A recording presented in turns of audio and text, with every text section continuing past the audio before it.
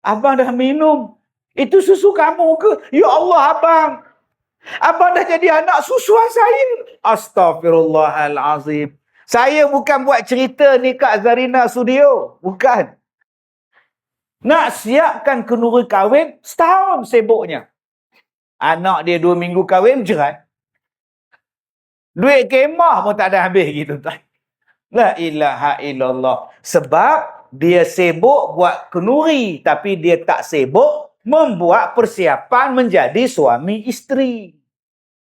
Kita sekarang sibuk membuat persiapan majlis kahwin, tapi tak sibuk buat persiapan selepas kahwin. Apa tanggungjawab suami, apa tanggungjawab isteri, bagaimana nak didik anak, bagaimana nak bagi nafkah. Yang tu tak belajar. Zihar dia tak faham, susuan dia tak faham. Yang tu tak nak belajar. Yang dia sibuk ialah sibuk nak tempah fotografer. Nak ambil gambar pre-wedding. Nak ambil gambar lepas kahwin. Lepas akad nikah, bawa isteri pergi tepi sungai. Ambil gambar. Melompat situ. Tekang-kangkang juru gambar. Nak dapatkan scene terbaik, shoot terbaik. Oh, yang tu yang utama. Kena 2 tahun nikah, dapat anak. Isteri jadi cikgu sekolah. Tak nak bagi susu botol, bagi susu badan. Tapi sekolah. Akhirnya dia pump susu dia, buh dalam peti air. Suami balik kerja, buka peti air dahaga, minum susu. Balik isteri pada sekolah dah pukul 2.30. Abang, nampak tak susu Aiman dalam peti air ni? Susu Aiman? Abang dah minum. Itu susu kamu ke? Ya Allah, abang. Abang dah jadi anak susuan saya. Astaghfirullahalazim. Saya bukan buat cerita ni kat Zarina Studio. Bukan. Yang saya buat cerita ni betul. Dia telefon, Ustaz. Saya dah jadi anak susuan isteri saya. Macam mana? Saya minum air susu dia.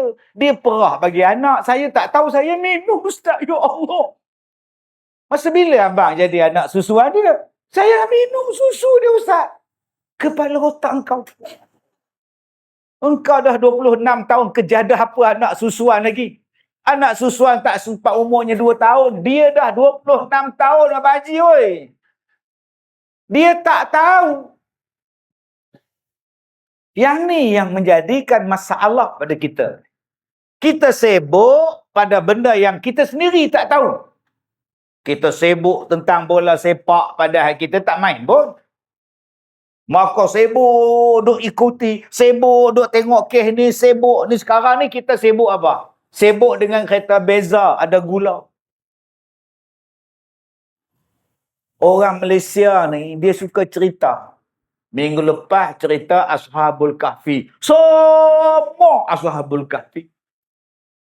Lepas Ashabul Kahfi, apa pula cerita? Beza, ada gula dalam enjin kereta. Beza pula. Agak-agak minggu depan cerita apa pula? Ular sawah telan orang. Ular sawah. Kita hari ini dibawa untuk sibuk. Bercakap benda-benda yang tak tahu. Dan kita sendiri tu pun tak tahu. Betul ke apa cerita sebenar? Kita tak tahu. Kerja kita ialah mengikuti. Kerja kita ialah mencari. 2-3 minggu lepas, kita duk sibuk tentang anak kecil yang dibunuh. Siang malam kita bercakap. Tak lama tu pula, kita dengar pula cerita budak SPM pula kena langgar pergi balik dan naik motor. Mati pula.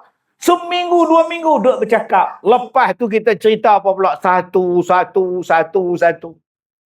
Maka tuan-tuan, terlalu banyak cerita yang kita nak ambil tahu, sampailah kita tak sedar masa berlalu begitu cepat. Yang kita ini merasakan bahawa masa begitu cepat berlalu sehingga tidak cukup kita rasakan kerana tuan-tuan manusia itu menghabiskan masa dia dalam keadaan sia-sia. Manusia ada dua nikmat yang selalu dilupakan.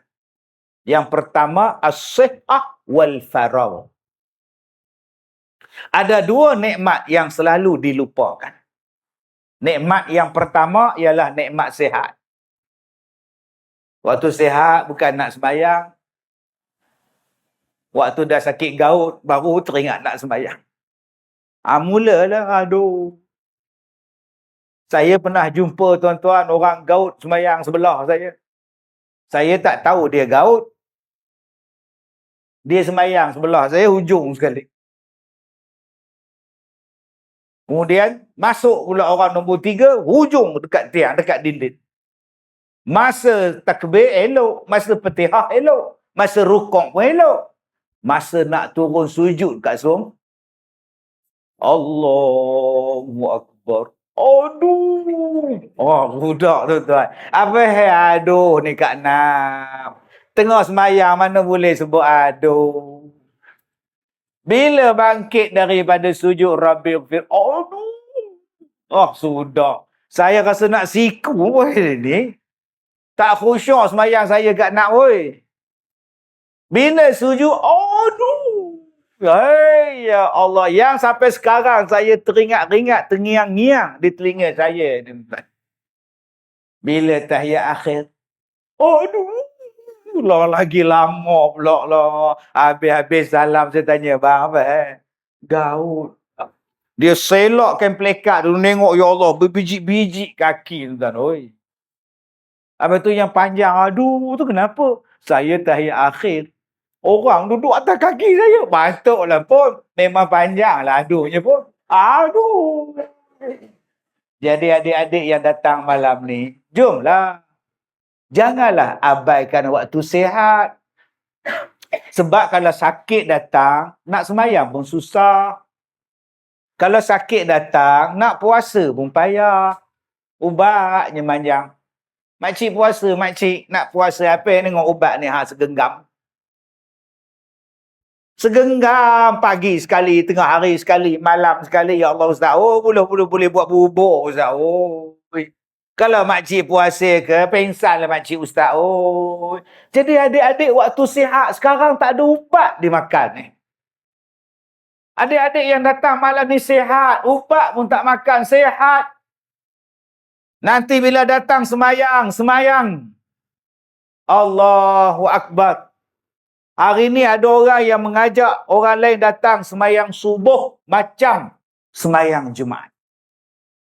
Kempen semayang subuh macam semayang Jumaat. Masya Allah. Saya duk tengok TikTok. Dia ni artis. Dia artis. Dia ada pengikut dia dalam TikTok dia, dalam apa semua benda dia ada pun. Dia kata, jom kita semayang subuh. Sekali datang semayang Kak Nak, 3,000 orang. Jam jalan.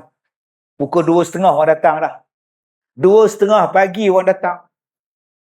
Pukul 5 dah penuh. Pakat duduk semayang sunat, semayang subuh berjemaah. Yang datangnya muda-muda, anak-anak kita. Kita pun kena buat kempen dah, tuan-tuan. Di satu masjid di Ipoh, peruntukan daripada pengurusi masjid dan ahli-ahli jawatankuasa masjid meluluskan RM10,000 akan dihabiskan kepada anak-anak yang datang semayang subuh berjemaah. Datang semayang subuh RM5, panggil RM5, RM5, RM5. Dapat RM5, belah. Astaghfirullahalazim. RM5, RM5, tuan-tuan, penuh masjid. Sampai habis RM10,000. Mereka target supaya anak-anak tadi jatuh hati dalam masjid. Anak-anak kita jatuh cinta dengan solat subuh. Anak-anak kita teringat pada masjid. Terutamanya pada waktu subuh. Sebab Nabi kata, man sallas subha fahuwa fi zimmatillah. Siapa yang semayang subuh berjamaah, orang itu berada di dalam pemeliharaan Allah Subhanahu wa ta'ala. Jadi kalau subuh kita ni tuan-tuan tak ada orang, kita kena patut susah hati. Kak Leha, esok siku suami tu. Bangun bang. Abang, bangun. Subuh di masjid. Kak Leha tak ada suami Ustaz pun. Datang ke sekolah saya. Ada stok yang baru sampai. Kak Leha umur berapa sekarang Kak Leha? 68 Ustaz. Datang sekolah saya. Ada stok baru sampai umur 70. Kalau Kak Leha kahwin dengan dia, Kak Leha, Allah, untungnya pencen ada kan. Badan tegap, orangnya tinggi, pencen ada, kencing manis ada, jantung ada, darah tinggi ada, gauk pun ada Kak Leha. Meriah hidup Kak Leha. Jadi adik-adik, ada anak kita yang datang malam ni, yang muda-muda, yang sihat-sihat, janganlah menghabiskan sihat. Azam tahun baru. Aku tak nak menghabiskan sihat pada benda yang sia-sia. Tak mau lah. Akak-akak orang itu sedut tengok dah lah. Tali beseng pukul 7 maghrib tak payah dah. Tahu dah kesudahan dia. Tahu dah drama pukul 7. Tahu dah. Tajuk pun kita tahu dah. Suamiku sotong, isteriku udang. Suamimu, suamiku tak payah lah. Hadiah daripada langit, anugerah daripada langit. Tajuk macam-macam. Kahwin, mak tak suka. Kahwin, mak tak suka. Mak tu pula Datin Sri. Marah dekat menantu tu. Lama-lama baik, bahagia. Masa kahwin, isteri tak suka. Duduk jauh, jangan pegang dengan saya. Duduk jauh-jauh. Suami pun duk teka, lama-lama baik. Dah tahu dah, duk tengok kejadian apa. Buang masa lah. Ni main cerita Turki pula. Dulu minat cerita Korea, sarang Sekarang tak main lah Korea, dia main Turki pula lah. Begum sana, begum sini, macam-macam. Tuan-tuan yang saya muliakan, Allah bagi kita sehat untuk kita cari amalan, buat bekalan. Bukannya digunakan sehat untuk tumbuk orang. Bukan digunakan sehat untuk pecah rumah orang. Kita gunakan sehat untuk bantu agama Allah. In tansurullah yansurkum wa yuthabbit aqdamakum.